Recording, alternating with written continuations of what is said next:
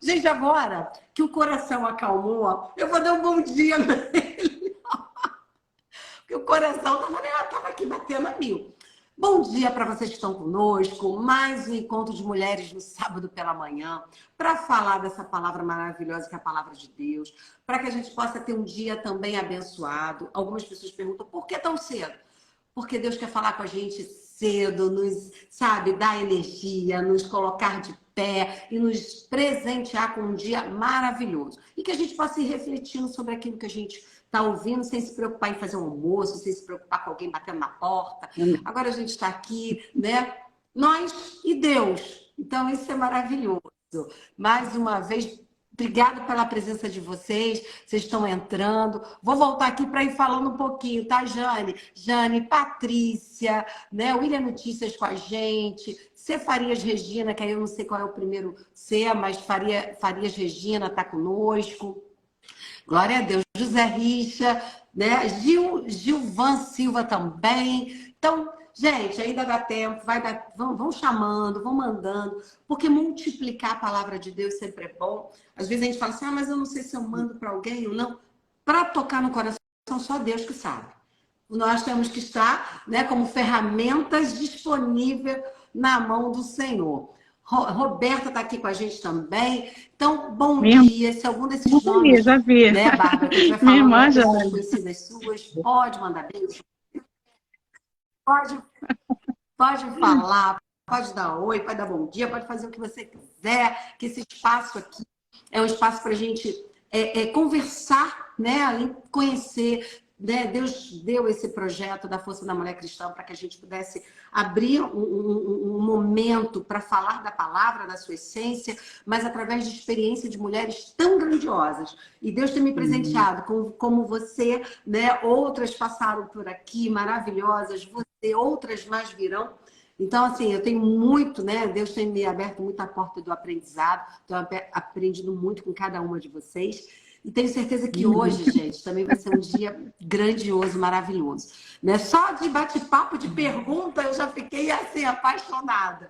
Né? Mas a gente vai já começar, que aí acabou passando um pouquinho de tanto, né? Entra, sai, mas agora a gente está aí, que bom.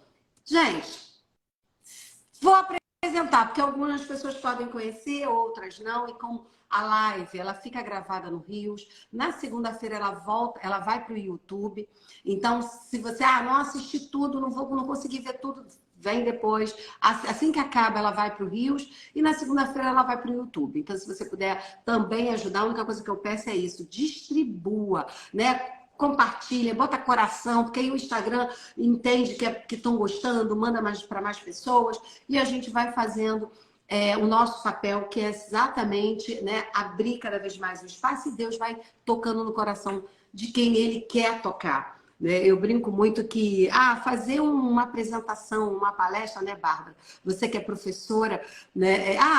Tem só 2 alunos, 3 alunos, é a mesma coisa se fosse para 1000. Por quê? Se a gente está fazendo para Deus, a gente já sabe. Eu costumo pensar, te cortando aqui, eu costumo pensar que Jesus atravessou o mar da Galileia para libertar um homem só, né? Aquele endemoniado que estava lá. Foi por causa dele, é um só. Então, se Jesus, que é Jesus, fez para um só, a gente, por que não? Com certeza. Não importa a quantidade. Porque não querer multidões, né? E o que a gente quer é pessoas. Isso é maravilhoso. Então, olha, eu vou começar, né? E só começar, e já peço perdão, porque é muita coisa que essa mulher conhece, é muita coisa que essa mulher, com quem essa mulher atua, é maravilhoso. Mas eu vou começar. E aí eu vou começar exatamente como é que ela se começa nesse apresentando para mim, né? Que foi serva do Senhor, né? Massa. Porque às vezes as pessoas falam assim, mas o que você faz? E não criticando, não. Mas é muito gostoso quando a gente tem a consciência, né? De ser serva de Deus. E ela é serva de Deus, esposa, mãe de 3, né? E aí, a única coisa que fala assim, 3 filhos lindos. Vinícius, Maria Vitória e Gabriel. Perdendo o nome, me fala. Olha, Vinícius, Maria Vitória e Gabriel, olha que lindo, né? Isso é legal. E começa, então, uma parte da formação que eu vou tentar só resumir. Graduada em Direito e Teologia. Pós-graduada em História da Igreja. Atualmente, ela cursa licenciatura em Ciências da Religião e também licenciatura em História. Então, a gente já sabe que a gente vai ter profundidade de história sobre o que a gente vai estar falando, né? Ela é funcionária pública do Estado, né? Atua na área da segurança pública e sempre, né, ela atuou no Ministério de Ensino da Igreja. Ela é professora do Novo Testamento no Seminário IERC, pelo menos uns 10 anos, e também atua como coordenadora de ensino no Ministério de Ensino da Igreja. Congrega na Igreja Evangélica Reviver em Cristo, IERC.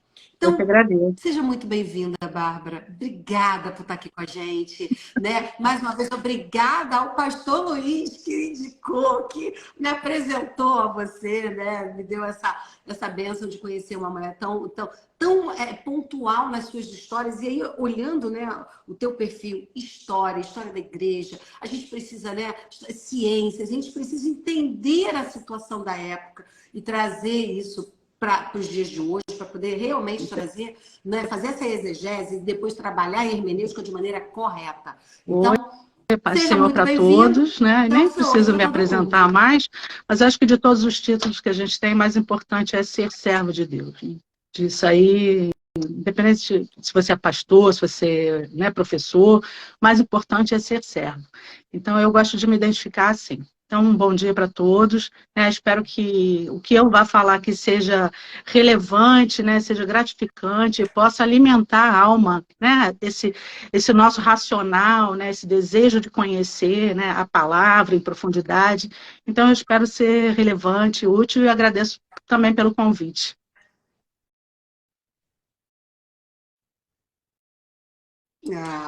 Bom, meninos, vamos, né, ler a nossa palavra. Né? A palavra ela vem de Lucas 8, né, de 1 a 3. Então, que a gente, em reverência à palavra do Senhor, mesmo aonde nós estivermos, que a gente possa abrir nossas Bíblias, né, e ler a nossa palavra.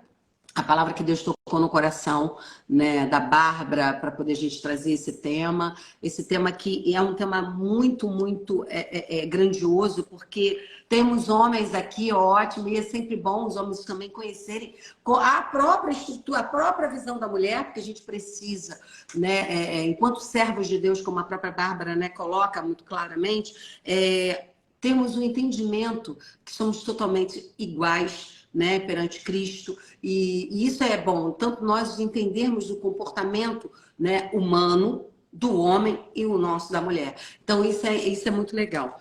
Bom, Lucas 8, capítulo 8, versículo de 1 a 3. Vamos ler a palavra do Senhor. E aí o título a minha versão, né, é a NAA, é a Nova Almeida atualizada. Aconteceu depois disso que Jesus andava de cidade em cidade e de aldeia em aldeia, pregando e anunciando o evangelho do reino de Deus. Iam com ele os 12 discípulos e também algumas mulheres que haviam sido curadas de espíritos malignos e de enfermidades. Maria, chamada Madalena, da qual saíram 7 demônios. Joana, mulher de Cusa, procurador de Herodes. Susana e muitas outras, as quais com os seus bens ajudavam Jesus e os seus discípulos. Amém. Senhor, meu Deus, meu Pai, muito obrigada, Senhor, mais uma vez por estarmos aqui, podendo, Senhor, ler sua palavra, tendo a liberdade de falar, Senhor, da sua palavra para muitos, Pai. Que a sua presença, Senhor, seja a primeira, Senhor, a estar conosco. Que as nossas bocas sejam usadas pelo teu Espírito Santo. Que o Senhor venha, através da Bárbara, Senhor, alcançar aquilo que é necessário em cada uma de nós em conhecimento e em verdade. Que as palavras, Senhor, sejam colocadas como semente dentro de cada uma de nós, de cada um que assiste, que irá assistir, Senhor, conforme a sua vontade. Que nós sempre tenhamos em nossa mente que nós precisamos, Senhor, abaixar nossas cabeças, porque quem se levanta nesse lugar, Senhor, sempre é a sua presença. É o Senhor que nós glorificamos, Pai. E te pedimos que neste momento toma conta de todas as coisas. todas as casas que estiverem aqui representadas estejam debaixo das suas mãos. Todas as famílias que aqui estão representadas e estarão representadas na sua leitura, quando estiver assistindo, Pai, sejam cobertas pelo Teu Espírito Santo, pela sua misericórdia, e que possam ter, Senhor, o entendimento aberto pelo Teu Espírito Santo e sejam alcançadas na sua profundidade. É em nome de Jesus Cristo que eu te agradeço, te louvo e glorifico o seu nome. Amém. Amém. Bom, e antes da palavra, né, para a nossa convidada que vai aqui, né, destrinchar esse tema, que é as mulheres na perspectiva do Evangelho de Lucas, eu vou fazer uma contextualização bem breve, porque eu tenho certeza que ela tem muito para nos passar. Eu lendo, né, essa passagem, Lucas de 8 a 1 a 3, ele me mostra claramente, né, que a gente tem aqui, e aí Bárbara vai caminhar, né, falando mais, relata um pequeno sumário, né, da obra realizada por Jesus. Eu vejo, né, quando ele fala assim, aconteceu depois disso, que Jesus andava de cidade em cidade. Eu vejo exatamente, né, como o Jesus fazia. Ele andava de cidade em cidade, pregando e anunciando o evangelho. O que Jesus fazia? Pregava o evangelho, o reino de Deus, né? E depois, anunciando o evangelho do reino de Deus, e iam com ele os 12 discípulos e também algumas mulheres, com quem Jesus andava. Eu vejo muito essa questão, esse sumário, né, pequeno de tudo que Jesus estava fazendo. Como ele fazia, o que ele fazia e com quem ele andava para fazer. Então, marcou muito isso, sabe, Bárbara? Quando eu comecei a ler, a pedir a misericórdia do Senhor para entender, né? Olhando para aqui, tirando essa perspectiva, né? Da visão de Lucas para as mulheres. Então, eu vejo assim, né? Que a gente aqui vai ter bastante nesse grupo de mulheres que a Bárbara vai falar que seguiu Jesus. E aí é muito interessante também que duas coisas me saltaram aos olhos, que foi a questão que quando a gente caminha, né, e ele diz que também as mulheres, né, algumas mulheres que haviam sido curadas de espíritos malignos e de enfermidade, eu vejo ali que essas mulheres tinham pelo menos, né, dois grandes motivos para estarem ali caminhando com Jesus. Um, quando ele fala que ele anunciava o reino. Então, a gente está falando do reino. E aí, o desejo, o coração desperto dessas mulheres pelo reino. Um reino que estava ali, que vem ainda, ou seja, ele não existe, ele está nessa, ele existia pela presença de Jesus, mas é um reino que vai vir ainda. Então, algo muito ainda difícil de se entender. E eu olho hoje naquela época, tentando. Se hoje muitos não entendem, como a gente poderia estar entendendo naquela época? Então, esse seria um grande motivo dessas mulheres estarem com ele. E a segunda, quando ele fala curadas dos espíritos malignos e enfermidades. Entendo que ali também tinham um grande motivo. Elas foram curadas, elas foram tratadas, elas foram ali cuidadas por Jesus. Então, nesse contexto, eu já abro para que a Bárbara fale conosco, né? E contando para a gente exatamente isso, né? Dessas mulheres nessa perspectiva, Bárbara. Tá, primeiro eu vou dizer que eu falo muito, tá? Então, se eu falando da tua palavra. falando muito, aí você pode me cortar, pode perguntar, enfim. Eu vou fazer assim, você já sabe antes de entrar no tema propriamente dito, eu sempre gosto de fazer uma contextualização, né? Quem é o autor? Por que eu escolhi esse tema, né? Por que eu acho relevante falar das mulheres sob a perspectiva de Lucas, né? Então, quem era Lucas primeiro, né? Lucas, a gente sabe que é grego. E a gente sabe que é grego não porque a tradição da igreja identifica o autor, né, do Evangelho, do livro de Atos, com Lucas, o médico amado, né, seguidor de Paulo. A gente sabe que ele é grego porque o próprio livro diz que ele é grego. A maneira como ele escreve, né, ele começa o seu livro com um prefácio, a moda helênica, né, a moda grega.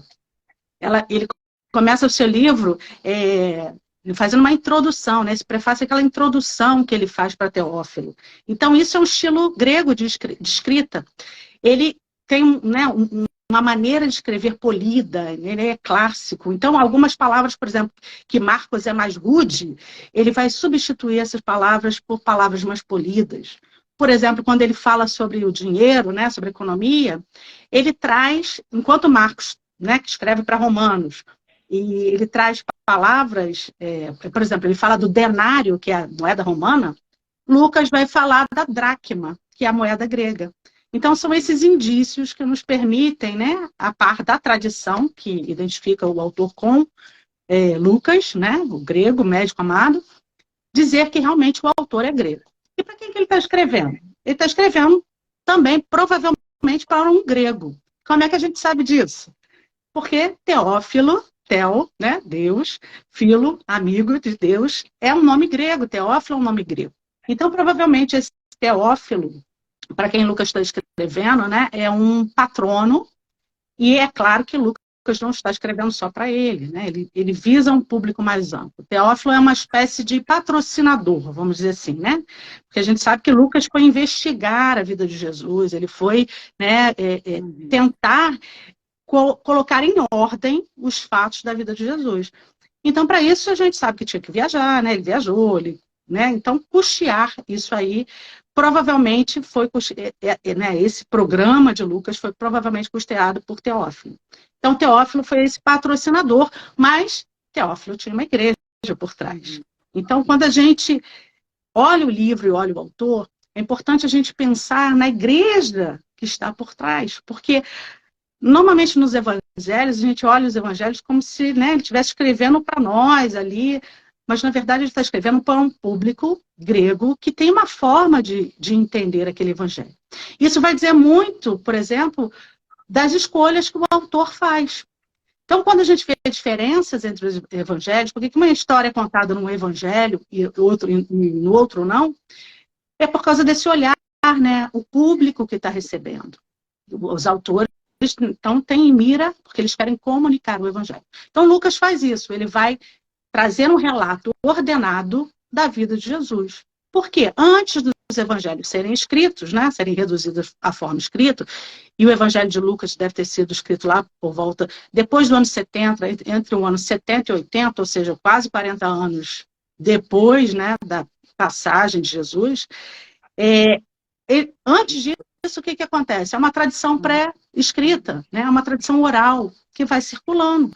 Então, Teófilo está ouvindo histórias de Jesus. Então, ele ouve um relato de milagre, ele ouve uma cura que Jesus fez, ele ouve um exorcismo, ele ouve uma passagem da infância, ele ouve sobre a paixão, mas aquilo tudo chega picado, né?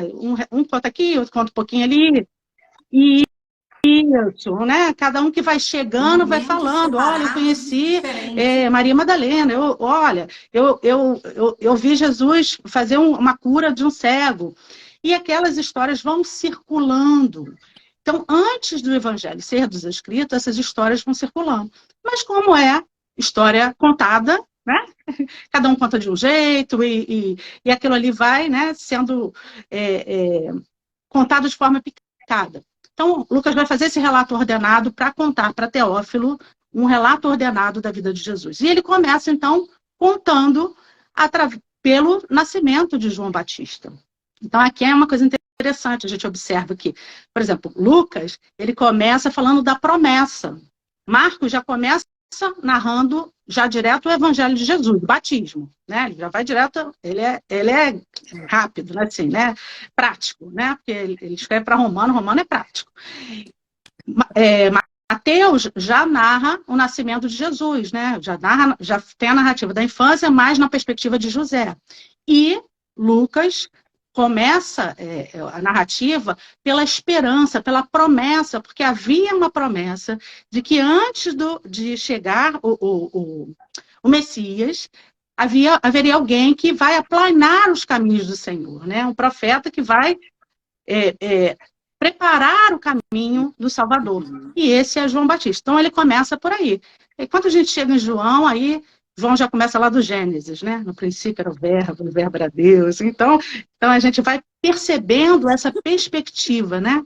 E é interessante que o Lucas já vai contar o nascimento de Jesus já na perspectiva de Maria. Ele não conta, como Mateus, na perspectiva de José. Daí a gente já vê, né? Por que eu estou escrevendo e falando, né? Falando aqui sobre o nascimento, sobre a vida, as mulheres, sob a perspectiva de Lucas. Porque a gente olha para o Evangelho de Lucas, quando a gente estuda o Evangelho de Lucas, a gente percebe que o Evangelho de Lucas tem uma estrutura de um Jesus comprometido com as pessoas que são marginalizadas, com as pessoas que estão à margem da sociedade, são excluídas da sociedade. Então, a gente vê, por exemplo, no Evangelho de Lucas, a parábola do filho pródigo, só tem em Lucas. A gente vê, por exemplo, o relato dos 10 leprosos que foram curados, e aquele que voltou era o quê? Era um samaritano. Então, a gente sabe que o samaritano era excluído, a gente sabe que leproso era excluído, a gente sabe que os publicanos e os pecadores, né, são excluídos da sociedade judaica. Então, todos esses têm um olhar, né, as histórias de Lucas estão voltadas para isso, para mostrar Jesus compassivo, misericordioso e abençoando aqueles que são justamente os excluídos. E nesse contexto a gente tem as mulheres. Claro, né? A gente sabe que as mulheres, elas são, né, marginalizadas também naquela sociedade, né? São tidas como inferiores. E aí a gente percebe Lucas, então, trazendo um olhar de Jesus sobre a mulher. Então, ele é o que conta mais histórias sobre mulheres. E ele traz histórias de mulheres que não tem nos outros evangelhos. Por exemplo, a gente vê ele falando de Isabel, ele falando de Ana, profetisa que vai lá no templo, né, encontra com Jesus. Aí a gente vê a história da viúva de Naim, né? Só Lucas traz essa passagem. A mulher pecadora, enfim, então outras passagens que só Lucas traz, inclusive essa que a gente está baseando, né, o nossa live de hoje, nosso texto. Então, esse olhar de Lucas, né, sobre as mulheres, sobre os excluídos e marginalizados de uma maneira geral, que vai incluir também as mulheres, é que chama a atenção. Então, a gente pode dizer que Lucas é o evangelho das mulheres. Por isso, então, a escolha, né, dessa perspectiva. E como é que Lucas apresenta essas mulheres? Né, aí surge a questão, né? Como é que ele apresenta elas? As mulheres são apresentadas na vida real, né? Ora em sua grandeza, né, de caráter, como Maria, né, apresentada como uma mulher submissa, né, humilde, né, serva de Deus, né, disposta a servir, a obedecer, e ora nas suas fraquezas, né, nas suas doenças, na sua viuvez, nas suas dores, né, nos seus pecados. Então, a gente observa Lucas trazendo esse olhar de vida real sobre as mulheres. Então, aí, né, eu espero ter respondido depois dessa introdução toda. Só a contextualização, eu estou apaixonada, né? Dá vontade de ficar aqui ouvindo. E eu acho que a gente vai ter que fazer várias lives, né? Que é maravilhoso. Deixa eu lá beber um pouquinho de água e vou aproveitar, porque aí a gente vai fazendo as perguntas, porque eu sei que é muito conhecimento e muito conteúdo para a gente poder identificar, para a gente poder penetrar, né, nessa visão de Lucas através dessa perspectiva dele. E aí, uma das questões que eu queria que você explicasse também com um pouquinho mais, né, de profundidade é que exatamente esse ponto que você fala de Jesus nessa visão de Lucas, né, quando ele fala, né, das pessoas que são necessitadas, né, e marginalizadas. E aí, assim, naquela época, as mulheres eram muito... se a gente começar a olhar a história, as mulheres eram deixadas de lado, as mulheres, tanto que se deixa muito claro o cuidado das viúvas, daquelas que quando tinham uma necessidade de ter filhos, né, que era uma coisa que dava uma visão de mulheres que, não, tem a bênção de Deus porque elas tiveram filhos, mas também era a forma delas poderem ser sustentadas após situações de perda, né, dos provedores das casas. E aí eu queria que você falasse um pouquinho nesse sentido, porque assim, elas eram muito inferiores e discriminadas pelos homens. Jesus, com todo esse amor, cuidado, ele demonstrava valor para todos, ele igualava esse amor dele. Com esse gesto, ele impactava mais as mulheres, porque ele era aquele que vinha mostrando essa visão diferente da época, né? Como você fala, a gente não pode esquecer a época. Então, naquela época, isso era uma coisa muito grande. E aí eu te pergunto, como é que era essa relação, né? Nesse ponto de vista dos teus estudos, essa relação de Jesus com essas mulheres que viviam dessa forma de falar especificamente sobre Jesus, né, e as mulheres, acho importante a gente contextualizar a época e entender exatamente como é que era, né? A gente sabe, assim, né? A gente, nas pregações a gente ouve, né, que a mulher era marginalizada, que a mulher era tida como inferior, né? Servia só para ter filhos, né? Era valorizada pelo fato de ser mãe, especialmente de homem, né? Que é homem que dá seguimento à linhagem, né? Então, como é que era, assim, naquela época? De uma maneira geral, né, a sociedade israelita ela sempre foi uma sociedade patriarcal. Embora, né, haja estudos, estudiosos que, por exemplo, Ronald Vaux, que fala, tem um livro chamado Instituições de Israel, é um estudioso muito conceituado nessa área, ele acredita que Israel apresenta traços de matriarcalismo lá no Antigo Testamento. Mas o que é uma sociedade patriarcal? Né? Uma sociedade patriarcal é aquela que o pai, né, o homem, é o senhor de tudo. Né? O pai ou o filho mais velho na sua ausência. Né? Então, ele é senhor de tudo, ele é proprietário de tudo, inclusive da mulher, da esposa e da filha. Né? Daí a gente tem o dote. Para que serve o dote no casamento? É para pagar, para compensar o pai que vai perder aquela filha. Que a filha, bem ou mal, é uma força de trabalho. Ajuda a fazer a comida, né? Ajuda na plantação, ajuda lá como Raquel, né? No rebanho. Então, o dote ele serve para isso. Então, a mulher é bem como se fosse uma propriedade mesmo, né? Uma compensação financeira pela força de trabalho. Então, na sociedade patriarcal, a mulher é sempre submissa e dependente do homem, né? O homem que dá a última palavra. No Antigo Testamento, a gente percebe que a situação, assim, era um pouquinho melhor. Não sei se vocês têm esse olhar, né? Mas quando eu olho para o Antigo Testamento, o que a gente vê? A gente vê que no Antigo Testamento ainda há espaço para mulheres como Débora, uma juíza, né? Ser juíza naquele contexto que ele ficava liderança, né? Num período que Israel não era uma monarquia ainda, né? Era a mulher que estava dando, né, direcionando o povo, dizendo né, o que Deus queria que fizesse. Então a gente vê espaço para Débora, a gente vê espaço para Esther, para profetizar Hulda, né? Tão importante que uma das portas do Templo de Jerusalém é chamada, o nome dela, né? Profetiza, a porta de Hulda. Então, no Antigo Testamento ainda tem esse espaço, mas parece que com o passar do tempo, na época de Jesus, as mulheres vão sendo cada vez mais silenciadas. E na época de Jesus a coisa, então, lá na sociedade de Israel, parece que é um pouco pior. Tanto é assim que a gente vê, assim, né, fatos históricos, há orações de rabinos, né, no século I e no século II, agradecendo a Deus pelo fato de não serem pagãos, ou seja, né, estrangeiros, não serem escravos e não serem mulheres.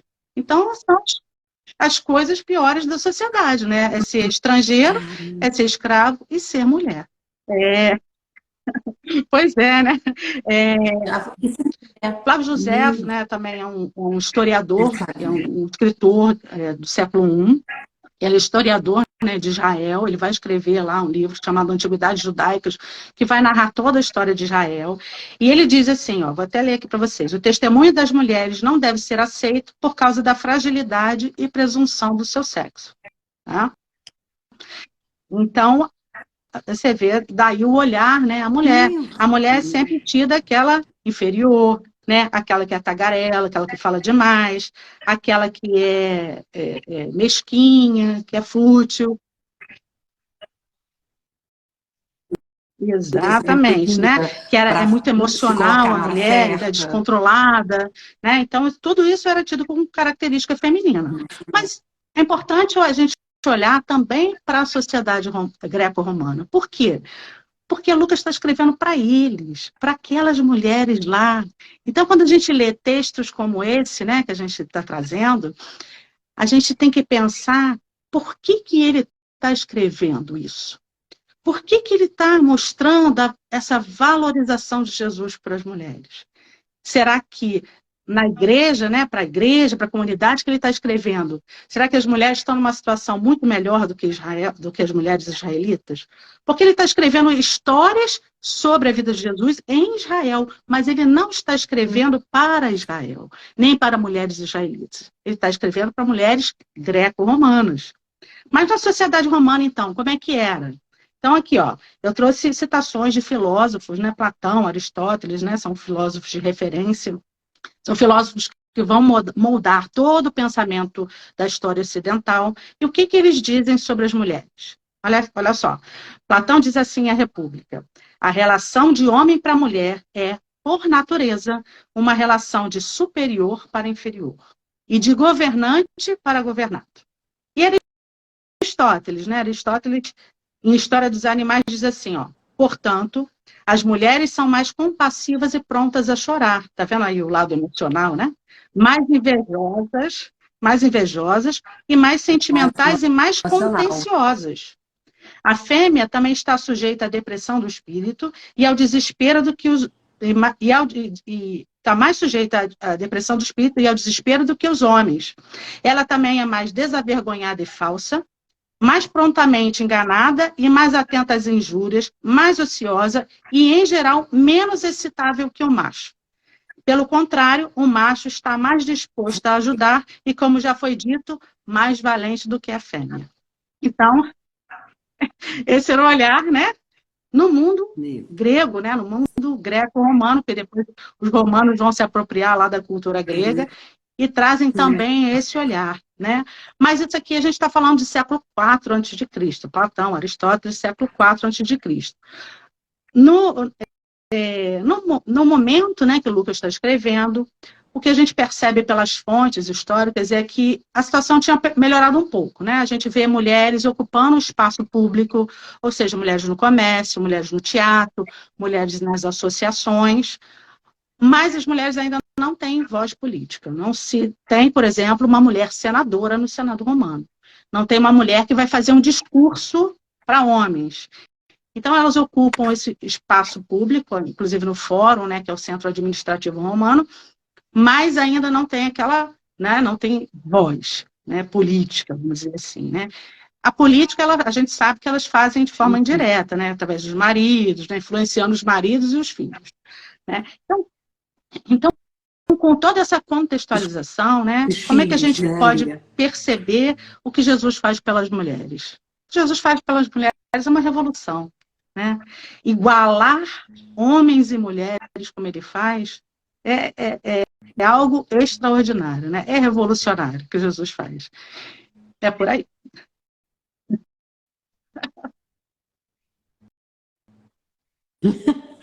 É porque realmente ele, naquele momento ali, por toda essa história, as mulheres carregavam o peso, né, de realmente ficarem sempre à margem de todas as coisas.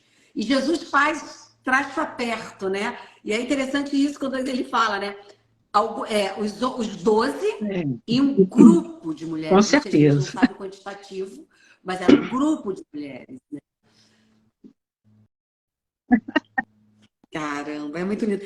E aí, eu sei que você está respirando, menina, mas é muita coisa e o tempo vai passando. Então, me fala, nesse ponto que a gente tem aqui, de Lucas 8, de 1 a 3, essas três mulheres, porque Lucas, nesse momento, traz essas três mulheres e outras, né? Que ele chama três, né? Maria Madalena, a gente fala aqui de Joana, de Susana e outras. Fala um pouquinho dessa relevância, desse perfil dessas essa três. Essa passagem ela é excepcional, porque é engraçado que ela não traz assim nada de, né, não é um relato, não é uma cura, não é um exorcismo, né, não é um milagre daquele extraordinário Jesus parando o vento, né, não é nada de sobrenatural.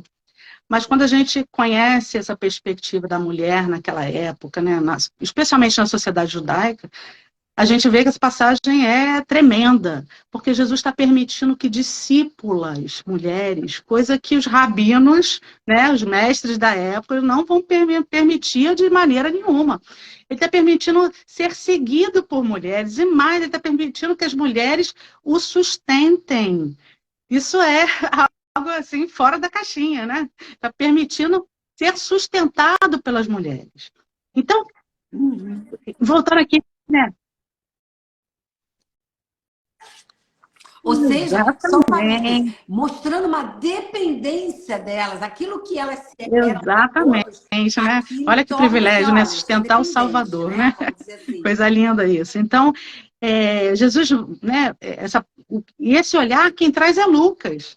Né? Por isso ele é o único que traz essa passagem. É só por ele que a gente sabe que as mulheres estão ali seguindo Jesus de perto e sustentando o seu ministério. Né? Agora, em relação aos nomes, né? Quem são essas mulheres? Por que Lucas cita três nomes? Normalmente, quando se cita nome, Ou é porque elas são conhecidas do público, né? Porque você vê que ele fala de várias mulheres, tem umas anônimas, não eram apenas essas três, né? Eram outras mulheres, mas ele cita nominalmente três. Por que que ele faz isso? Porque provavelmente são mulheres conhecidas, né? Ou, no caso de Joana, eu posso arriscar porque é uma mulher importante. E o que que acontece? Ele está escrevendo para quem?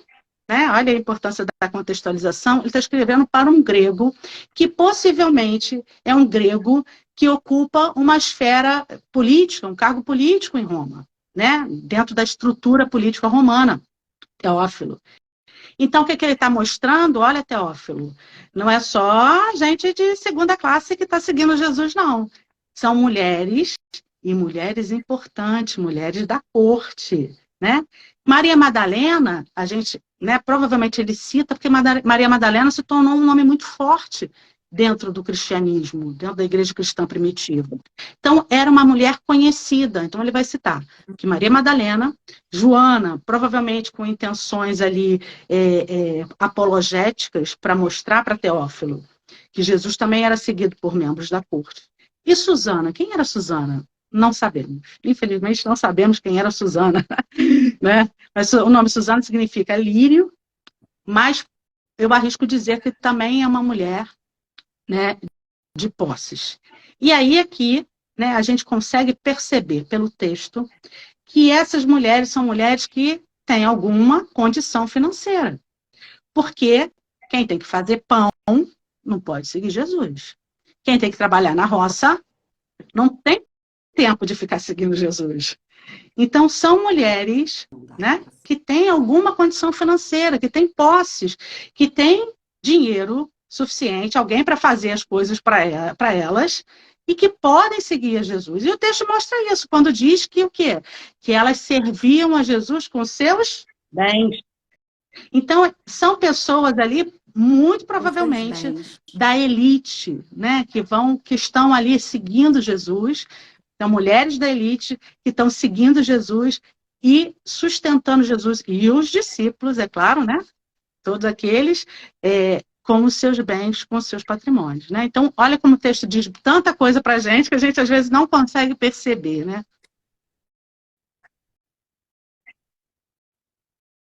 Não, e assim, tirando, não deixando de lado, mas assim, num determinado momento, a leitura, ela traz também, assim, quando a gente fala dessas três mulheres, dentro desse contexto histórico que você falou, né, que é estudo, né? Então, isso aí é um estudo.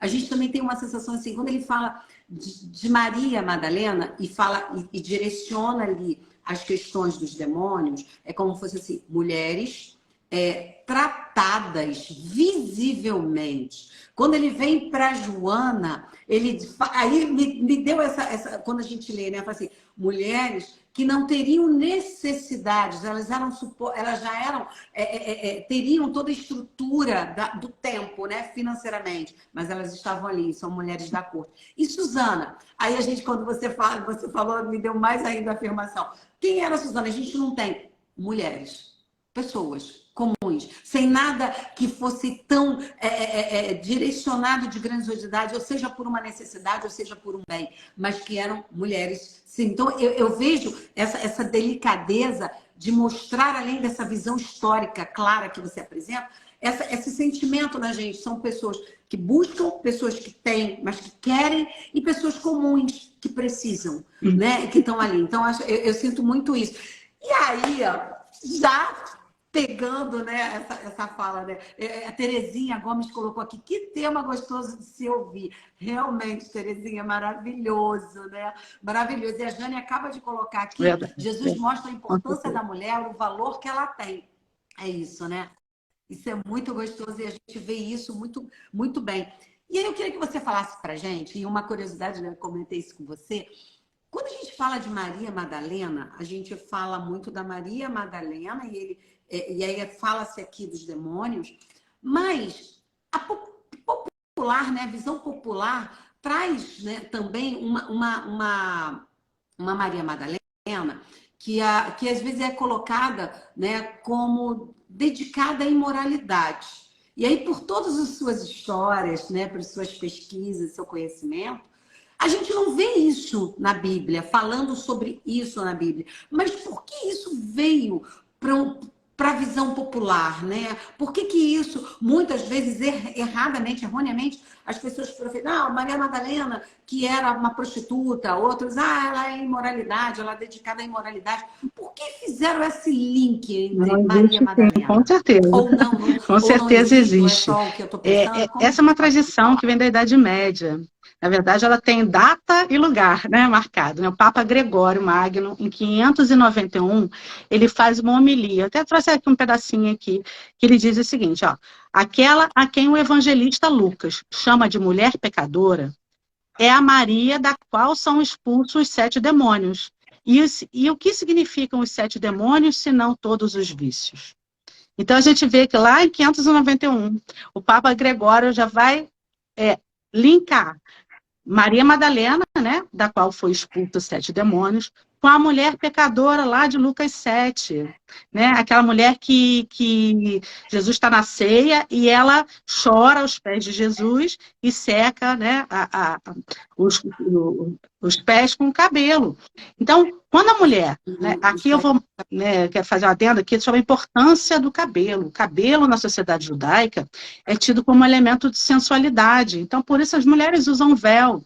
Então, uma mulher decente, ela nunca vai se mostrar com os cabelos, nunca vai andar, né, na frente dos outros com os cabelos a mostros. Quem fazia isso? Eram as prostitutas. Né? Então, bora lá o texto de Lucas 7. Não fale também que a mulher é prostituta. Ele fala que era, né, que Simão olha e pensa com ele, né? Se esse aí fosse profeta, saberia que ela é pecadora. Fala que é pecadora, mas não diz qual é o pecado dela. quem era Mas ela?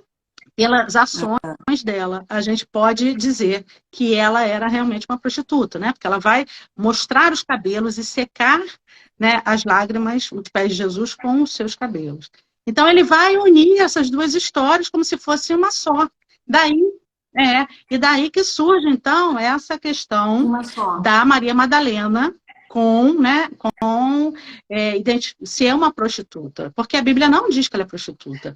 Pelo contrário. Aliás, até tem, né, alguns outros historiadores também identificam Maria Madalena com uma mulher mencionada no Talmud, né? Talmud é um escrito bíblico, não, perdão, escrito judaico, né? Que é a partir do século II vai ser escrito.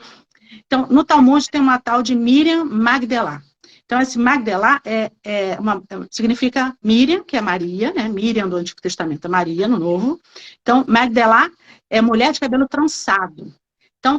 Então, a mulher de cabelo trançado, quer dizer, está com os cabelos à mostra, é identificada sempre como uma mulher adúltera ou uma mulher prostituta.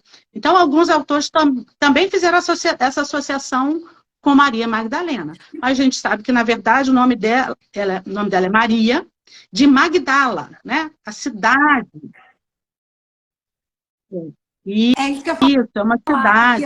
Que É uma cidade lá na né, Galileia. Inclusive, está sendo feitas escavações na cidade, né? No local onde é a cidade de Magdala. E aí já está se descobrindo, né, que Magdala era um importante centro pesqueiro. Era um local de indústria de pesca. Então, eles pescavam peixe lá no Lago da Galileia e levavam para as fábricas lá em Magdala para salgar o peixe e exportar aquele peixe. Então, é exportado para todo mundo greco-romano, inclusive para Jerusalém também. Então, o que acontece? Provavelmente, então, os estudos atuais sobre Maria Madalena, né, vão dizer que provavelmente ela é uma mulher de rica, que está envolvida nessa indústria pesqueira aí. E talvez isso possa até confirmar a nossa passagem aí de que Maria Madalena é uma mulher de posses, porque tem condição de seguir a Jesus e de sustentar com as suas posses. Interessante isso, né? Nossa, muito interessante. Não, e essa questão, né, clara que você colocou agora, né? Tu leu até a homilia, falando assim, ou seja, ele identifica 7 demônios como sendo os 7 pecados. E aí coloca, né? E aí o povo passa a levar isso, né? Como sendo uma mulher prostituta. E por isso a importância, né, o Bárbara, da gente sempre ler. Hoje eu faço mestrado de teologia e a gente já estou estudando Entendes o que Leis, né? Estou fazendo uma resenha desse livro. E é exatamente isso, a importância da gente fazer isso que você nos presenteou hoje, mostrar o posicionamento daquele autor, daquele que está escrevendo, para quem, o que acontecia naquele momento. E muitas vezes as pessoas pensam, mas é cansativo. Mas é necessário para que a gente não vá falando da palavra e criando e pegando situações pontuais e colocando aquilo ali como uma verdade bíblica, que não é. Né? Que não é. E aí eu queria que a gente já está avançando aí no tempo, que eu acho maravilhoso, porque passa muito rápido, mas duas dessas mulheres identificadas aqui não são as mulheres que vão ver, vão para o túmulo para tratar, né, o corpo de Jesus. Então, e né, aí, o Lucas fala que Joana, né, está lá, né, na ressurreição, e Maria Madalena, né? Então, elas recebem um presente, né? Pelo fato de estarem ali pertinho de Jesus, seguindo Jesus, né? Servindo a Jesus com seus bens, elas são abençoadas, é assim que eu vejo, né? Quando a gente está na obra de Deus, na presença de Deus, Deus nos abençoa, nos presenteia. Então, essas mulheres são as primeiras, né, que veem Jesus, né, na ressurreição. E eu acho isso que assim, eu acho que bate com aquilo que você já falou no início, e aí eu tinha preparado uma pergunta para você sobre isso, exatamente dessa visão de Jesus, sabe, presenteá-las, não só ter estado ali com ele, atendendo, né, a ele, né, as necessidades com seus bens, mas para dar aquele... Vou falar de uma maneira, né, desculpa, me corrija, mas de uma maneira séria, como desse dar um martelo, falar, olha aqui, ó, não existe diferença para mim. Né? Essas mulheres, para mim, foram as que me viram, né? Foram as primeiras, as que estão levando para os meus discípulos, né? Os meus escolhidos que me viram. Então, eu acho que nesse momento é aquela batida. Interessante dizendo, também elas são amadas, Jesus, você vê que, né? Jesus sempre dá um soco no nosso ego, né? E aí no ego masculino, né? Porque são as mulheres que são tidas como aquelas que não são confiáveis nos seus testemunhos, né? A mulher não pode ser testemunha, porque o que ela diz não é confiável. E Jesus aparece justamente para essas mulheres, né?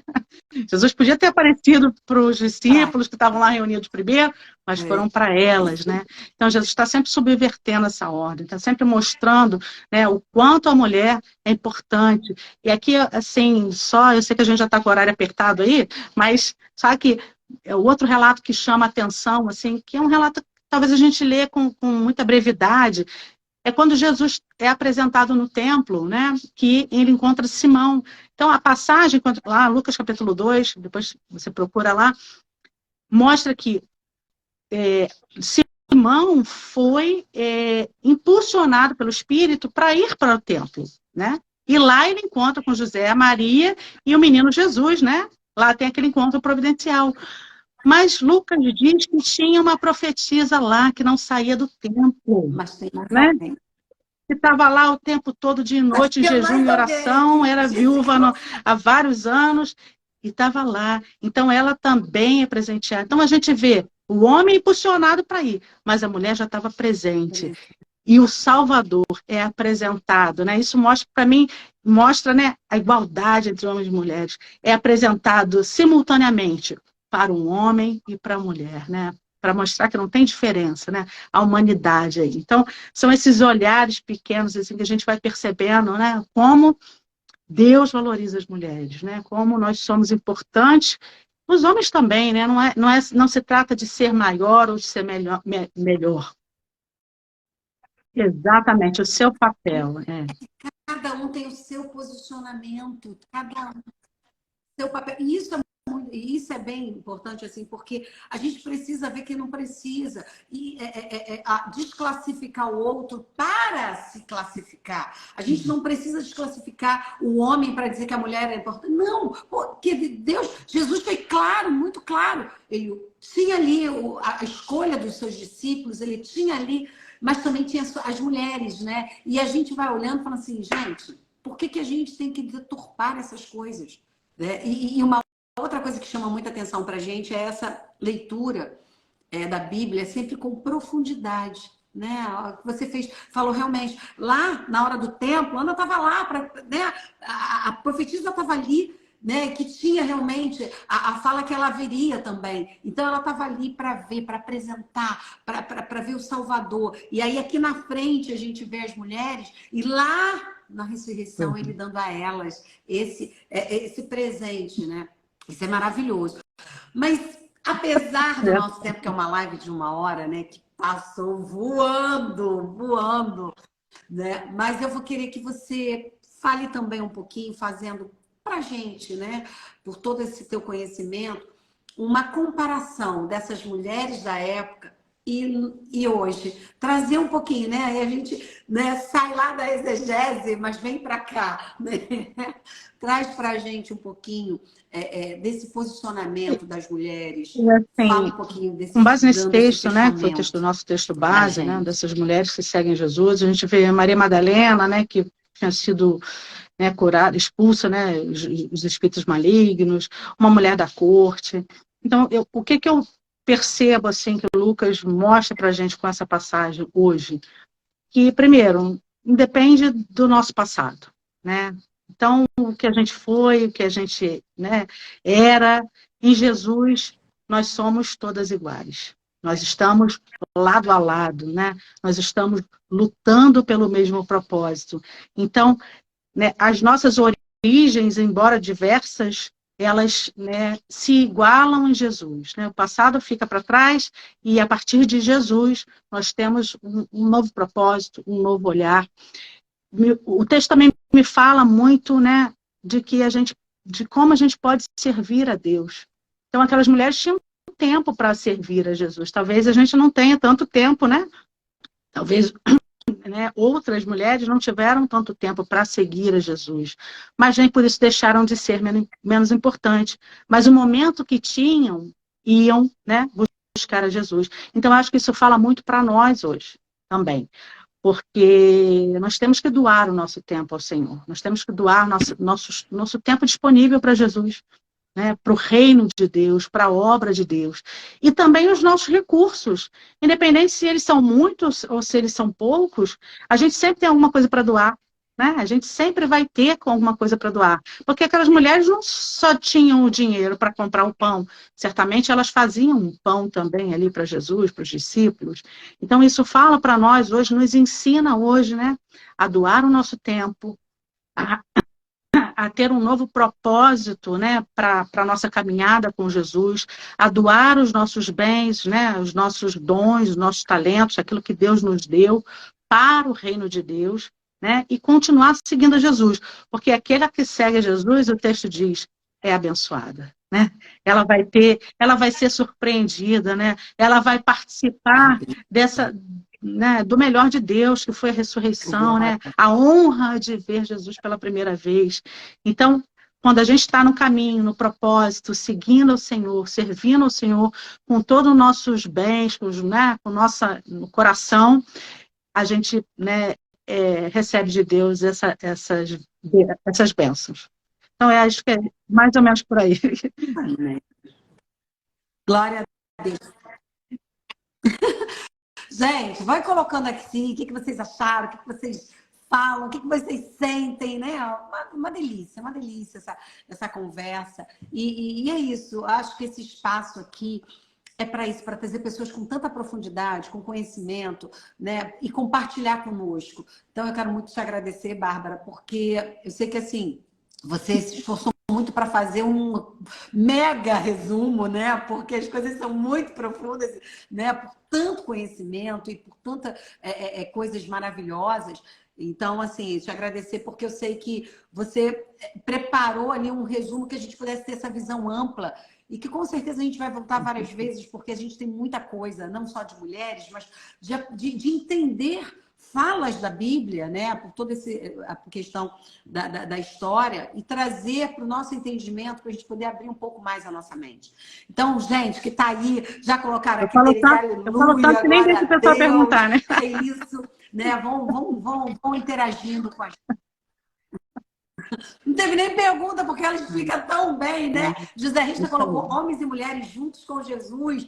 Que bom, que bom. Porque ainda tem homens, às vezes, que pensam, né? Porque vai lá numa passagem que diz a mulher tem que ser assim, assado, submissa, né? E fica fixo nisso. Enquanto a gente fala o seguinte, não é isso, né? A gente tem sim, nós mulheres, dentro da nossa casa, quem é o cabeça da casa? A gente tem que estar aqui como nossos filhos, né? Os pais, eles têm que respeitar. Então, existe essa hierarquia em função do caminho. E é difícil, sabe, Bárbara? Porque, assim, a gente fala dos dias de hoje, né? Nós, mulheres, estudamos, trabalhamos, né? Muitas vezes a gente vem, depois sustenta a casa. Muitas vezes a gente perde um pouco dessa delicadeza, dessa feminilidade, e a gente não pode perder, porque Jesus não quer que a gente perca, sabe? O que foi dado pra gente é pra gente usar, né? E aí a gente tem tantas coisas maravilhosas, eu falo muito dessa questão dos talentos femininos que nós temos, que são essas delicadezas, essa visão mais ampla, sabe? Isso a gente tem que aproveitar tudo aquilo que Deus nos deu. E Ele nos fez diferente para alcançar a todos, né? E aí em gêneros diferentes, para termos ações diferentes. Mas nós, mulheres, temos cada uma diferença, como você falou, né? Todas nós, independente de histórias, né? Independente do que nós fomos, Jesus está de coração aberto para nos receber. Então, olha, muito obrigada, galera. Se puder, continua aí participando, continua mandando seus coraçõezinhos, né? Compartilhando. E eu vou pedir agora a Bárbara para que ela fale, né? Dê o fechamento da palavra dela. Amém. Eu quero agradecer pelo convite, né? É sempre bom falar da palavra de Deus. O meu prazer é falar da palavra de Deus. Eu não sei tudo, mas eu estou estudando ainda, estou aprendendo, né? E aquele pouquinho que a gente sabe é sempre bom compartilhar, né? Até para ver outras visões, até para ver se a gente está errado ou não, né? Mas a gente se esforça para trazer sempre o melhor. Eu quero agradecer o convite, né? E estou aí à disposição, né? Para outras falas, se necessário. Mas eu deixo para vocês, né? Homens e mulheres, né? Que a gente possa aprender com as mulheres na palavra, né? E sempre olhar para Jesus, porque Ele é o foco, né? Então a gente vê como Jesus tratou as mulheres, como Jesus valorizou as mulheres, né? Como Jesus se preocupou com as mulheres, como ele foi ao encontro de uma mulher, né? Da viúva lá, que estava com o seu filho perdido. Então, ele valorizou as mulheres, né? E que nós possamos também valorizar os nossos talentos, que a igreja, né, do nosso século possa valorizar essa força feminina, essa força que a mulher tem, né? E que Deus, como você bem colocou, né, que Deus trouxe, né? Que Deus nos deu e que a gente possa usar com sabedoria para o reino de Deus. Então, eu quero agradecer. E vou aqui, então, vamos orar para encerrar, né? Senhor Deus e Pai, nós louvamos o Teu nome, nós te agradecemos, Jesus. Obrigado por tudo, pela oportunidade, Senhor, de nesta manhã poder falar da Tua palavra. Que essa palavra, Senhor, possa chegar aos corações e mentes e transformar, Senhor. Porque a Tua palavra tem um poder transformador das nossas vidas, das nossas visões, que Tu possa falar aos nossos corações. Abençoa a Tua filha, Senhor, Tua serva, com esse programa que ela tem, né, com esse canal, que Tu possa, Senhor, agregar cada vez mais e mais pessoas a esse canal, que ela possa, Senhor, ser usada, Senhor, como instrumento, Senhor, também da Tua palavra, para ajudar outras mulheres, homens, Senhor, para ajudar a Tua igreja de uma maneira geral, porque, Senhor, Tu não trata apenas com segmentos, tu trata também com o todo. Nós te louvamos e te agradecemos por esse dia e te peço, fica conosco, abençoa também, Senhor, as pessoas que estão aí presentes, né, que se levantaram nesta manhã, Senhor, e ingressaram nessa live, que tu possa abençoar a cada a cada família, Pai. É o que eu te peço e te agradeço em nome santo de Jesus. Amém. Amém, amém, amém. Obrigada, gente, por estar aqui. Né? Chegou no final, mas a Maria Aparecida está aqui com a gente. Obrigada, Bárbara, pelas suas palavras. Obrigada pelo teu conhecimento. Com certeza você vai voltar aqui para a gente falar mais e mais, né? Porque eu acho que a gente tem muita coisa e é exatamente isso, o espaço para que a gente possa, né, receber de Deus, né? Nunca a gente já está com o pote cheio. Pelo contrário, a gente tem sempre que buscar. Quanto mais buscamos, amamos, mais aprendemos e mais compartilhamos, né? Você falou uma coisa certa. Só lembrar para vocês, sábado que vem, 8 horas, estamos aqui de novo. Quem vai estar com a gente vai ser a Andréia, vai trazer uma palavra de Deus através do Motoclube Evangélico, mostrando pra gente que a palavra de Deus chega da forma que Deus determinar. Não existe um padrão pra gente. Existe o que Deus quer que a gente faça. Então a gente vai estar aqui semana que vem de novo. Mais uma vez, cada um de vocês participou, botou mensagem, estava aqui com a gente. Obrigada, obrigada. E se não segue, segue lá, tá, gente? Beijo. Força da Mulher Cristã. Amém. Fica com a gente. Beijos, Fábio. Um dia mais abençoado e obrigado mais uma vez por estar conosco. Beijo, gente. Tchau.